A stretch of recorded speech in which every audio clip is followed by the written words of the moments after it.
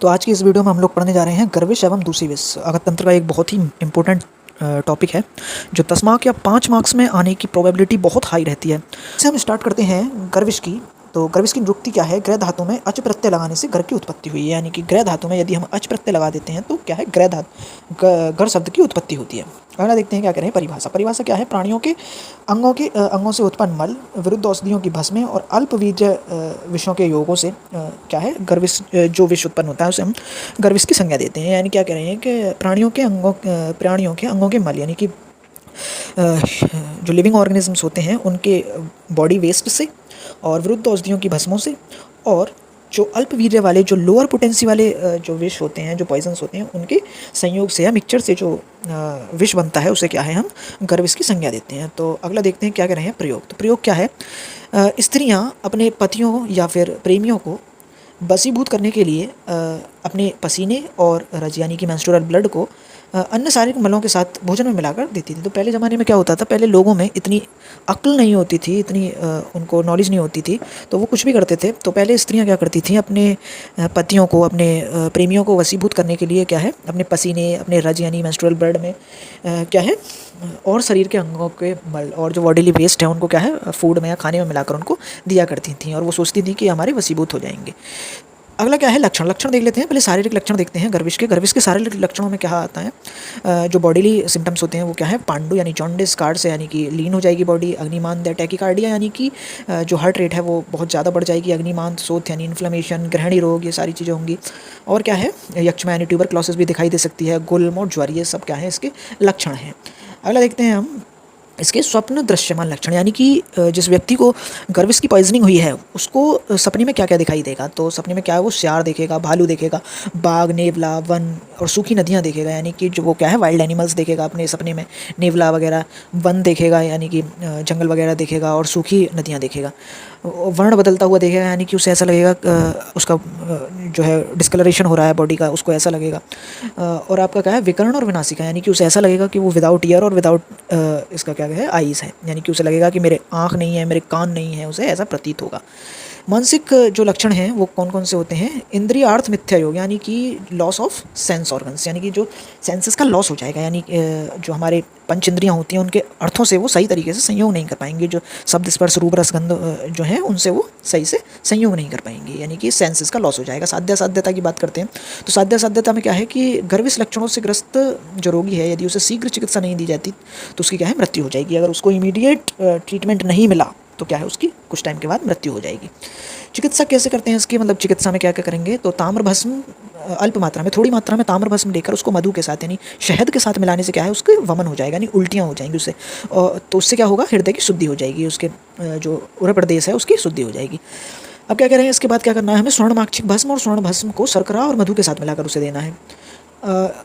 अगला क्या करना है? यदि रोग त्वचागत हो गए हैं यानी कि गर्विश ने त्वक रोगों को उत्पन्न कर दिया है, जैसे कंडू या खुजली वगैरह हो गई है बॉडी में, तो उसमें क्या है हमें रेणुका, चंदन, प्रांगु, खस इनका लेप करना चाहिए। कभी कभी आपके एमसीक्यू में पूछ लिए जाते हैं, चारों को आप ध्यान से देख लेना। रेणुका, चंदन, प्रियांगु और खस, ये इनका क्या है हमको लेप करना है। अगला देखते हैं। अगला क्या अगला है आपका दूषी विष। दूषी विष में क्या देखना है हमको? पहले निरुक्ति देख लेते हैं हम इसकी। तो निरुक्ति में क्या है? दूषी धातु में, दुष धातु में दुष धातु में हिच प्रत्यय लगाने से दूषी शब्द की उत्पत्ति हुई है। तो दुष धातु में यदि हम हिच प्रत्यय लगाते हैं तो क्या है दुष धातु की उत्पत्ति हुई है। परिभाषा देख लेते हैं तो क्या कह रहे हैं? स्थावर, जांगम, कृत्रिम, इन सभी के विषयों के अंश के जो पूर्ण रूप से शरीर से बाहर नहीं निकल पाते किंतु पचकर विषग्न औषधियों के प्रभाव से हतवीर्य होकर शरीर में पड़ा रहता है और रसादी धातुओं को दूषित करके रोग उत्पत्ति करता है। तो अब इसमें क्या कह रहे हैं कि जो स्थावर विष होते हैं, मतलब कि जो हमारे प्लांट ओरिजिन और आपके मिनरल बेस्ड जो पॉइजन्स होते हैं, या जांगम जो आपके सर्प कीट, लूता, मुशक आदि इन सभी से उत्पन्न या प्राणियों के मलों से उत्पन्न जो विष होते हैं, और कृत्रिम यानी मैनमेड जो पॉइजन्स होते हैं, यदि किसी इंसान को पहले इन सब चीज़ों का एक्सपोजर हुआ है, यानी उसे पहले इन सब चीज़ों की पॉइजनिंग हुई है, तो ये पूरी तरीके से बॉडी से बाहर नहीं निकल पाते। जब हम एंटी पॉइजनस मेडिकेशंस हम लेते हैं तो क्या है, ये पूरी तरीके से बॉडी से बाहर नहीं निकल पाते, लेकिन इनका जो पूर्ण रूप से ये बाहर नहीं निकल पाते, तो इनका जो कुछ परसेंट जो अंश होता है वो बॉडी में ही पड़ा रहता है। और फिर जब हम वृद्धाहार वगैरह ऐसी चीज़ों का सेवन करते हैं, उससे क्या है, हमारी अग्निमांद होती है। वृद्धाहार विहार का सेवन करने से अग्निमांद होती है। फिर क्या है, आम विष की उत्पत्ति होती है। अब आम विष की उत्पत्ति होगी तो आम विष उस दूसरी विष के साथ जो हमारी बॉडी में पहले से ही पड़ा हुआ है उसके साथ मिलकर क्या है, बॉडी में रस आदि धातुओं को दूषित कर क्या है, रोगों की उत्पत्ति करता है। आप इसमें यही लिखा हुआ है। आगे देखते हैं क्या कह रहे हैं, यहाँ से देखिए ये रहा। हाँ, निदान की बात करते हैं हम कि निदान क्या क्या है दूसरी विष के, यानी कि किन किन निदानों के सेवन से हमें क्या है दूसरी विष होता है। तो इसमें सीधा है, वृद्धाहार के आहार विहार के निदानों से ही हमें क्या है दूसरी विष उत्पन्न होता है। तो इसमें क्या कह रहे हैं, प्रतिकूल देश काल आहार विहार का सेवन करना सबको पता है। अगर हम प्रतिकूल जो हमारे अनफेवरेबल कंडीशंस में हम क्या है गलत या विरुद्ध आहार विहार करेंगे तो उससे क्या होगा, हमारी बॉडी में क्या है दूसरी विष की उत्पत्ति होगी। अति श्रम, अति मैथुन, क्रोध, इन सभी चीज़ों का यदि हम सेवन करते हैं, इन सब का सेवन करने से मनुष्य की रोग प्रतिरोधक क्षमता कम हो जाती है। तो दूसरी पूर्वी वायु, धूप, शीत, वर्षा, अजीर्ण के कारण आम विष से संयोग करने पर दूसरी विष पुनः धातुओं को क्या है दूषित करता है। तो जो मैंने आपको पहले ही बता दिया है कि जो हम यहाँ ऊपर निदान दे रखे हैं इनका हमने सेवन किया तो हमारे क्या है अग्निमांद होगी और क्या है बॉडी में आम विष बनेगा। वो आम विष दूसरी विष के साथ मिलकर क्या है रस आदि धातुओं को दूषित करते हुए हमारे दोषों की उत्पत्ति करेगा। अब इसके पूर्व रूप की हम बात कर लेते हैं। तो पूर्व रूप मतलब जो अर्ली साइंस होते हैं दूसरी विष के, वो क्या क्या होते हैं। तो अति निद्रा यानी कि नींद बहुत आएगी, जरम्बा होगी, याउनिंग होगी, आपकी गुरुता बॉडी में ऐसा भारी भारीपन सा लगेगा, अंग मर्द शरीर में दर्द होगा, पूरी बॉडी अकड़ेगी, संधि वेदना यानी जॉइंट पेन होगा। अगला देखते हैं क्या कह रहे हैं। अगला है आपका लक्षण, जो रूप है इसके वो क्या होंगे। फोड़ा फुंसी चकत्ते दिखेंगे बॉडी में। किटिब कुष्ठ, कुष्ठ की क्या है, ये एक कुष्ठ का भेद होता है किटिब कुष्ठ, तो ये दिखेगा। कोठ यानी कि खुजली होगी, एलर्जिक डर्मेटाइटिस।